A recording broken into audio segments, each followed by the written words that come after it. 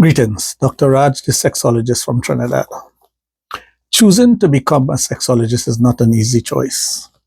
First of all, you have to go against the norm of society, the norm of life in general, to be a sexologist.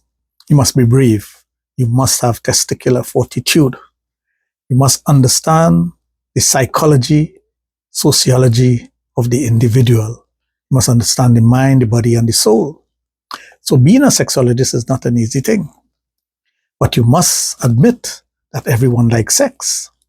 So as a sexologist, when you ask the question of how often do you have sex, everyone will say, I like sex. Now, whether you're male, female, young or old, we all like sex in some form or the other. And we like to engage in sex because we know the beauty of it. We know what it can do for one's mind, body, and soul.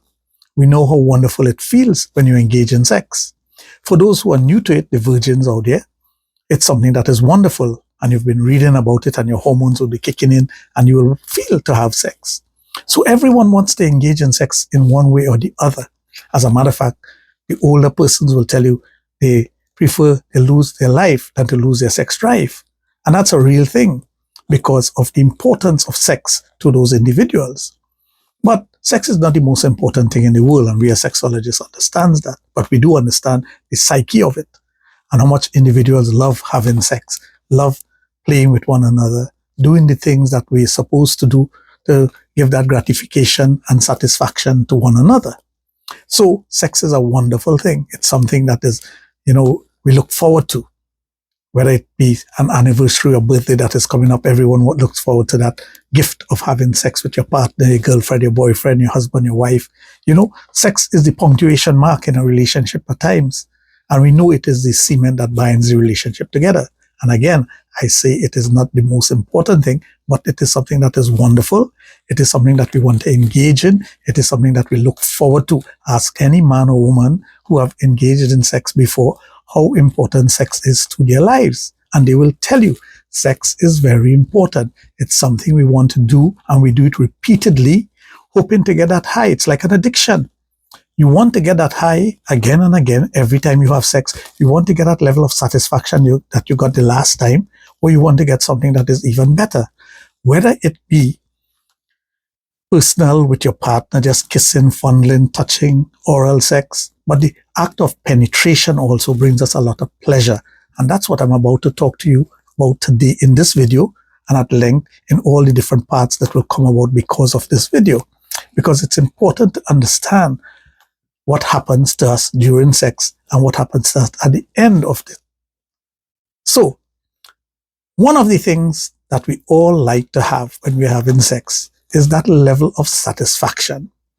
We like to know when we have sex that we satisfy our partner and satisfy ourselves. Although there are lots of selfish individuals out there who don't care about their partner, and they just want to have an ejaculation, what we call breaking in Trinidad. They just want to break, and that's the end of it. You just want to enjoy sex for your personal satisfaction, and that's it. You don't care about your partner's satisfaction. And that's okay. Whoever wants to behave in that way, whoever wants to do those things, that's fine. If that floats your boat, go ahead and do it. But what happens to your partner? Does your partner feel that level of satisfaction? Is he or she getting that level of satisfaction? And you men who may ejaculate very quickly, who only wants your satisfaction and you're not thinking about your partner's satisfaction, what do you really get out of it? Are you truly, truly satisfied? You may be satisfied physically at the moment with the sexual act, but are you satisfied in your mind that you have done your best, that you have done everything possible to give your partner that level of satisfaction and give yourself that level of satisfaction? Can you truly say that I've made love with my partner, and because I've made love to that level of satisfaction, that he or she is going to come back to me and want that level of satisfaction again? Or is it just you having sex with the person for your personal gratification, or you just giving in to having sex and saying, okay, go ahead, do whatever you want, get your satisfaction, and I don't care about me? Sometimes we reach the point where you really don't care about yourself when it comes to sex.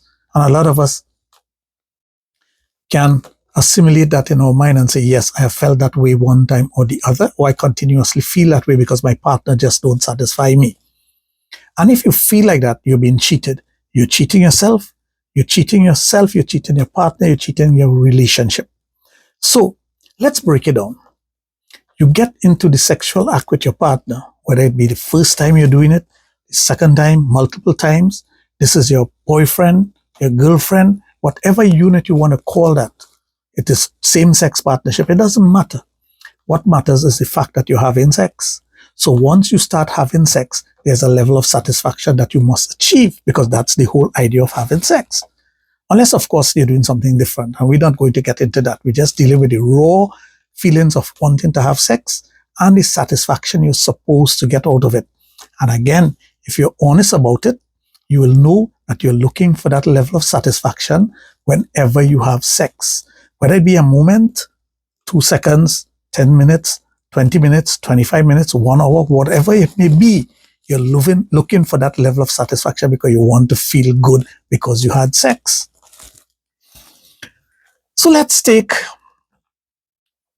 it to another level. You're having sex with your partner. He ejaculates very quickly. There was no foreplay previously. All it is was his satisfaction. So you're left wanting. You're wanting because he has not satisfied you. Let's go to the reverse. You're having sex with your partner. You're doing everything possible, but she does not have any interest in whatever you're doing. So she's just lying there like a slab of meat, allowing you to do whatever you want.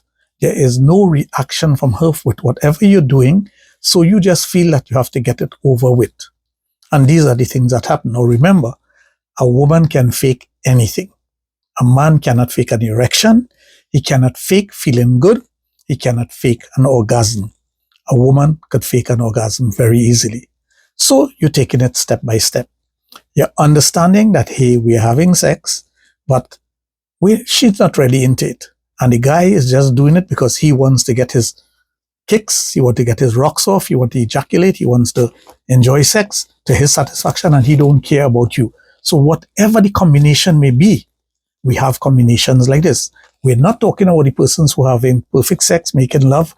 Now, there's no such thing as perfect sex all the time, but I'm talking about you have done your foreplay, you've gotten into the mood, you're doing all the things that both of you like, and you're enjoying sex. So you will get that level of satisfaction for those individuals. We're not talking about them. We're talking about the ones who are in the majority, by the way, who just do the act for doing the act's sake, to get it over with. They're no longer in love with their partner. Things are not going well with them and their partner. And they're just having sex for having sex sakes. Maybe because they want to get the person off their back, the person is nagging them for sex, or whatever the reason may be. You will know the reason. If that is happening to you, what do you do?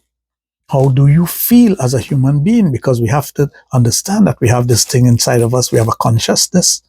We have feelings for one another. Do you feel good about yourself when you do these things? These are the important facts, and these are the things that we have to think about when we are going to make love to our partner. So it's very important for us to understand that these are the things that are going to take place, and we must be prepared mentally and physically to do all that is possible to enjoy the entire act of making love.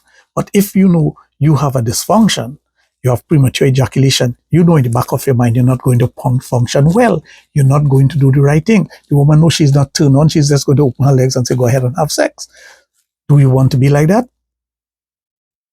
We do not want to be in a situation where we have to fake things. Now, honestly, have you ever faked when you're having sex? Some men can fake. They can fake certain things. Women fake a lot of things. They may fake arousal. They may fake feelings for you.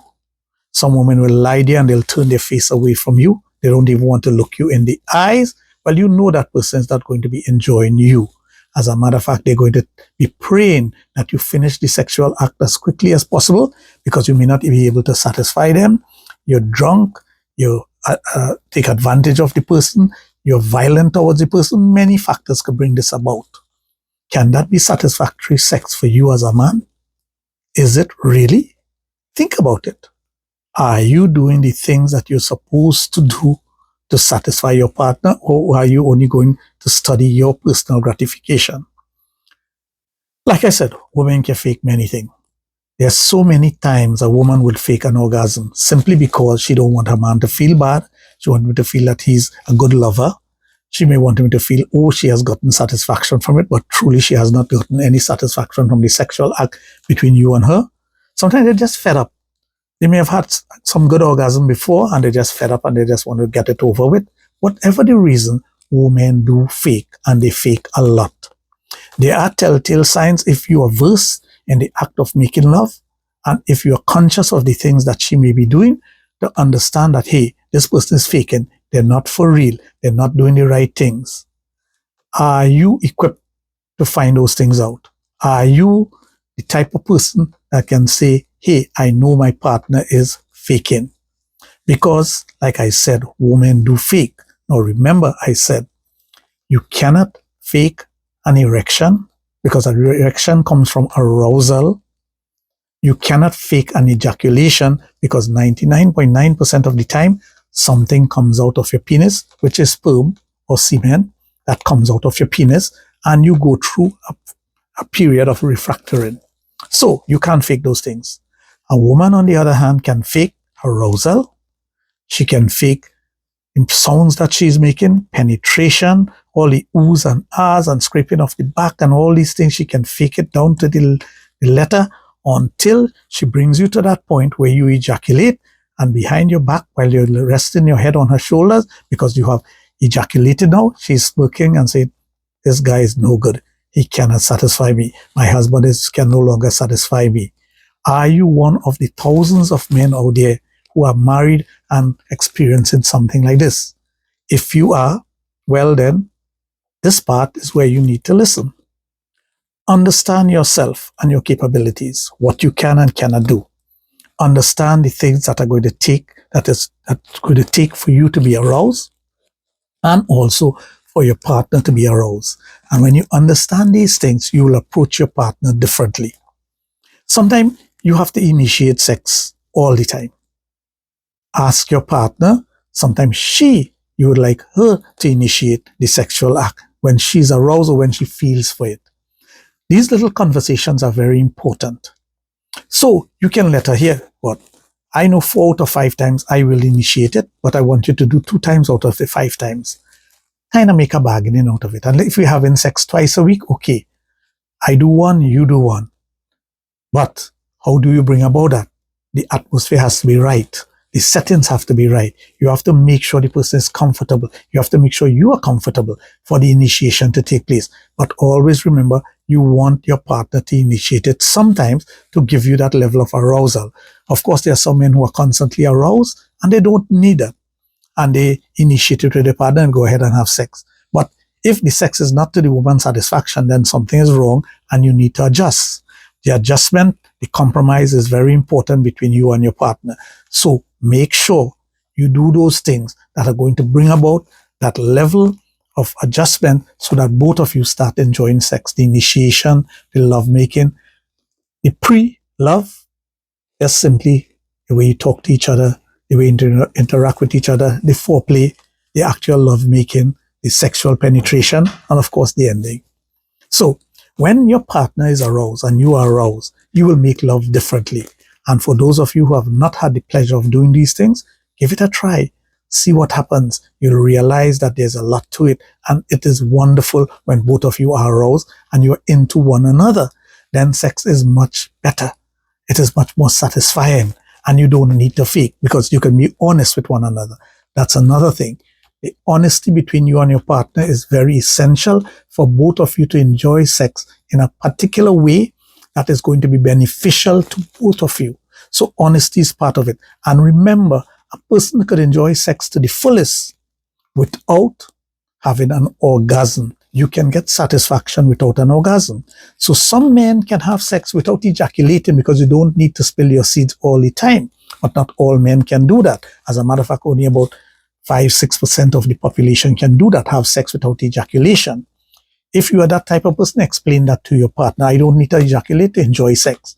If you're the woman who don't need to have an orgasm all the time, and you get a level of satisfaction and you love your partner and you could cuddle with your partner, then have sex to the fullest. So you understand these things. You see how easy it could be for you to have a wonderful sexual experience with your partner. I hope you do. I hope you enjoyed these 5 parts of this video and you're able to see all of it and understand enjoying sex with your partner. Thank you.